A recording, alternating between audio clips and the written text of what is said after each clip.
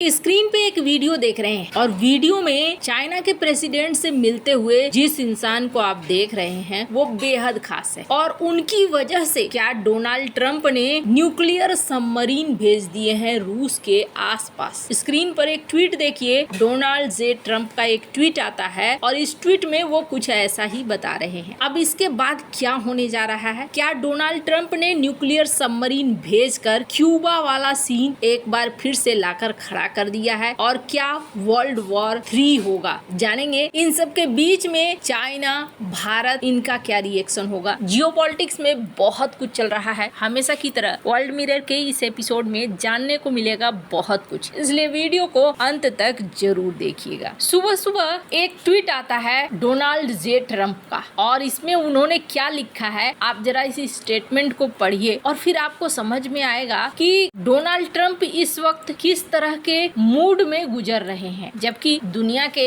सबसे शक्तिशाली देश के राष्ट्रपति हैं। ऐसे में उनका ये निर्णय जिसमें उन्होंने कहा, हाईली उकसावे वाली स्टेटमेंट आई फॉर्मर प्रेसिडेंट ऑफ रसिया, जिसमें उन्होंने कहा कि बहुत ही ज्यादा उकसावे वाला statement former president of Russia Dmitry Medvedev की तरफ से आया, जिसको deputy chairman of security council of Russian Federation भी कहा जाता है। वैसे आपको बता दूं, ये जो दिमित्री मेदवेदेव हैं ये भी थोड़े ज्यादा बोलने वाले में से आते हैं, तो इनको डिप्टी चेयरमैन बनाया गया है security council of Russian federation का। इनके उकसावे की वजह से मैंने ऑर्डर करा है 2 न्यूक्लियर सबमरीन को अपने सही रीजन में पोजीशन लेने के लिए। अगर कुछ मूर्खतापूर्ण होता है तो फिर हम उसके ऊपर एक्शन ले लें। वर्ड्स आर वेरी इंपॉर्टेंट, शब्द बहुत महत्वपूर्ण है और कई बार ये जो है बहुत सारी समस्याएं खड़ी कर सकते हैं वगैरह वगैरह। ये लिखने वाले कौन हैं? ये लिख रहे हैं अमेरिका के राष्ट्रपति। और किसके कहने पर ये यहाँ पर एक सबमरीन की तैनाती कर रहे हैं? एक भूतपूर्व राष्ट्रपति के। अगर कहीं से भी आपको ये लग रहा है कि ये मजाक है तो नहीं, यहाँ मजाक नहीं कर रहे हैं डोनाल्ड ट्रंप। इनके जो रक्षा मंत्री हैं उन्होंने भी इस चीज को रिपोस्ट किया है, मतलब कंफर्म किया है कि हाँ भाई हमने यहाँ पर सबमरीन भेज दी है। अब सबमरीन कहाँ भेजी है? अगर देखें रूस को तो काफी बड़ा रूस है, यूरोप में बहुत सारे देश हैं जो नाटो के मेंबर हैं, तो हो सकता है यहाँ आसपास हो या फिर हो सकता है तुर्की के आसपास हो। पिछली बार जब क्यूबा का संकट हुआ था तो इन्होंने तुर्की में ही तैनात करी थी, तो ऐसा ही कुछ क्या इस बार भी सीन देखने को मिल रहा है। क्यूबा संकट, अब जिसका मैंने नाम लिया,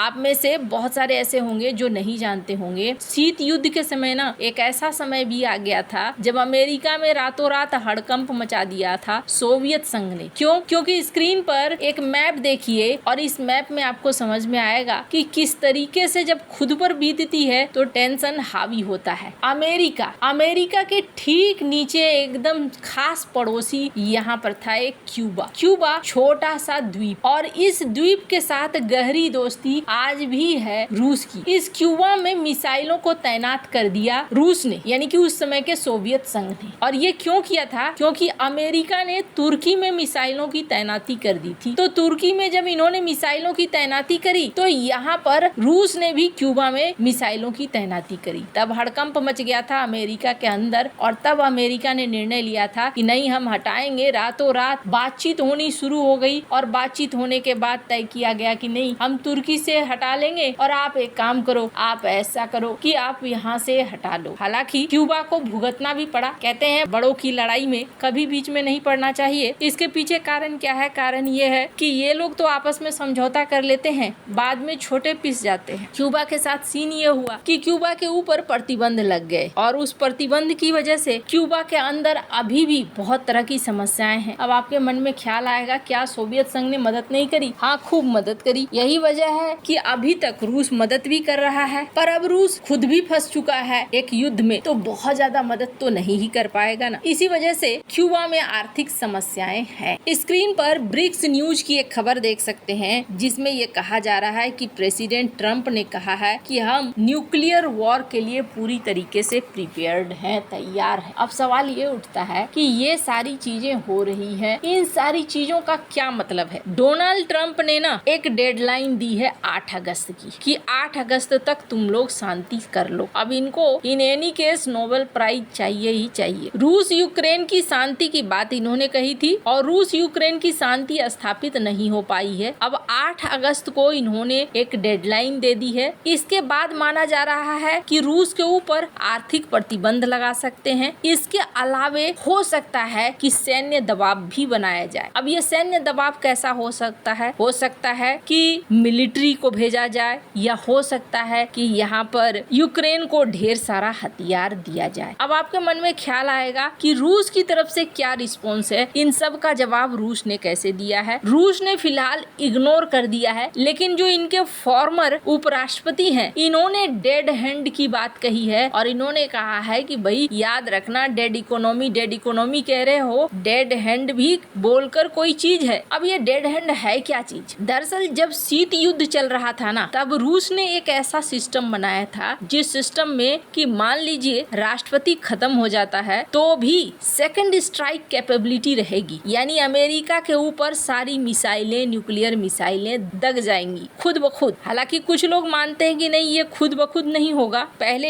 ये कहा गया कि अगर राष्ट्रपति जिंदा नहीं है और कोई भी सैन्य अधिकारी से कांटेक्ट नहीं हो रहा है सिस्टम का, तो फिर सिस्टम ऑटोमेटिक फायर हो जाएगा। भूकंप को समझकर, वातावरण में रेडिएशन को भांपकर वो सिस्टम ये समझेगा कि हाँ हमारे ऊपर न्यूक्लियर हमला हुआ है, तो फिर वो उधर से जवाब दे देगा। इसे ही नाम दिया गया है रूस की तरफ से डेड हैंड, यानी कि राष्ट्रपति मर भी चुके हैं तो भी हमला होगा। दिमित्री मेदवेदेव ने इसी बात की चेतावनी दी कि भाई हमारे पास अभी भी डेड हैंड है। अब ये पूरा मसला हो रहा है, हो हंगामा मच रहा है, लेकिन इस हो हंगामे के बीच में राष्ट्रपति पुतिन ने किसी तरह की कोई बयानबाजी नहीं करी है। हालांकि डोनाल्ड ट्रंप रूस के ऊपर और भी बहुत तरह की बातें कर रहे हैं। एक और ट्वीट देख सकते हैं जिसमें इन्होंने लिखा कि देखो, मुझे पता चला है कि 20,000 रूसी सैनिक मारे गए हैं। ये युद्ध बेहद खराब है, इसको खत्म कर देना चाहिए। हालांकि इन्होंने रूस के द्वारा जो मारे गए सैनिकों की संख्या है उनको ज्यादा बताया। इन्होंने कहा कि रूस ने करीब 1,12,500 सैनिक खोए हैं जब से ये युद्ध शुरू हुआ है। ये अननेसेसरी था, ये कोई जरूरी नहीं था। और यूक्रेन ने भी सैनिकों को खोया है, 8,000 सैनिकों को खोया है। यूक्रेन ने नागरिकों को खोया है। इस युद्ध को बाइडेन ने शुरू किया था, ये ट्रंप का युद्ध नहीं है। मैं बस यहाँ पर इसलिए हूँ कि मैं देखूं कि किस तरीके से मैं इसे